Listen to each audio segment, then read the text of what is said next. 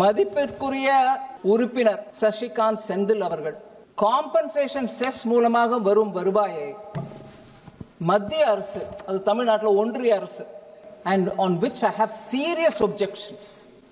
Another observation made by the honorable member was compensation cess being used to pay centre's own debt.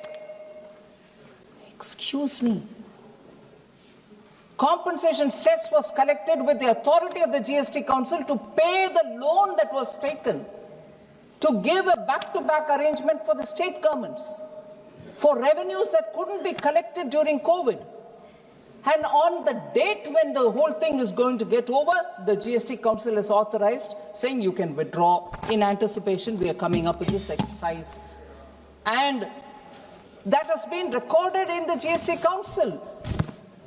I can't believe a constitutional body where all the finance ministers from all states are sitting, and not until Honorable Member Senthil, Sasikanth Senthil says, they would have allowed me to happily pay my debt, central government's debt, with the compensation cess amount. Are state finance ministers not powered enough to question me on that? And here is an honorable member telling us compensation cess being used to pay centre's own debt.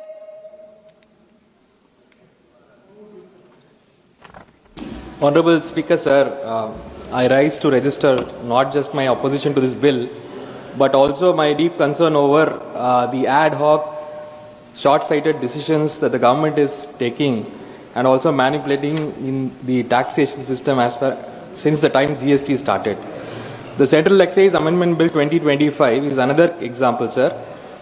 The government is in the habit of taking ad hoc decisions, non-participative decisions, and then compensating for its own problems and pretending to rescue the nation by introducing more and more bills.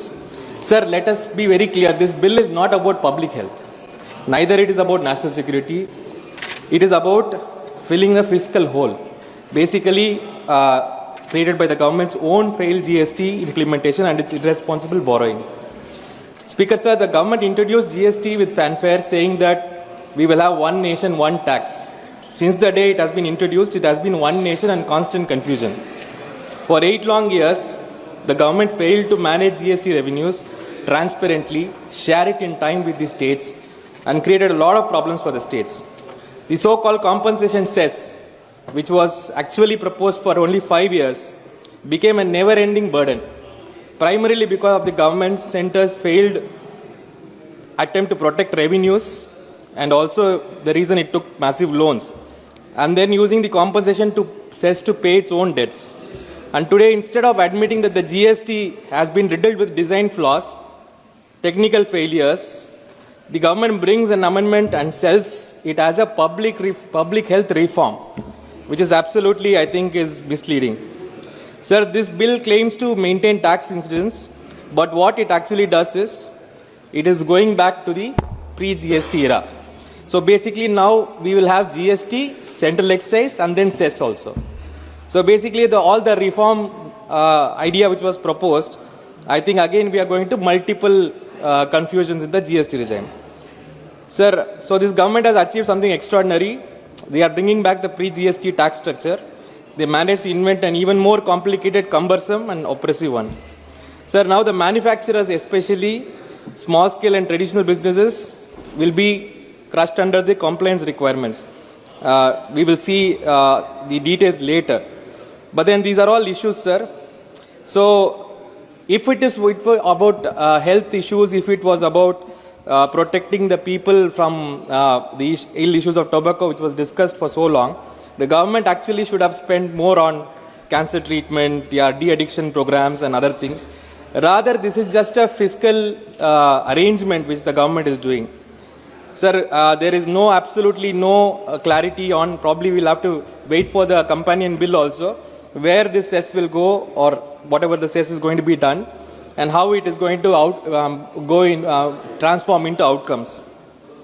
So, sir, the major issue that I am opposing this bill is also on the larger GST landscape, where states are repeatedly being ignored, compensation dues are chronically delayed, rate decisions driven by political compulsions and not economic logic, rate inversions causing chaos for MSMEs. The entire GST, which are supposed to be a cooperative federal structure, is completely not running in the way it should be running.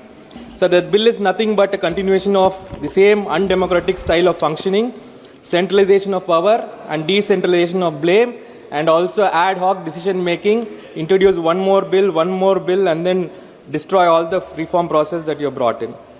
So, sir, if the government is truly committed to reducing these harmful consumptions, it should go into other methods and not put a technical thing as a public health reform.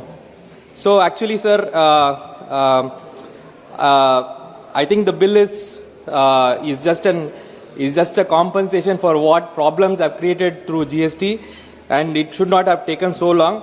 But then again, to push it as a public health reform is something I don't think is in good interest. And I oppose this bill for this ad hoc method in which GST is being handled, and the entire country and the federal structure and the federal decision making process is being compromised in this country. Thank you, sir. Thank you.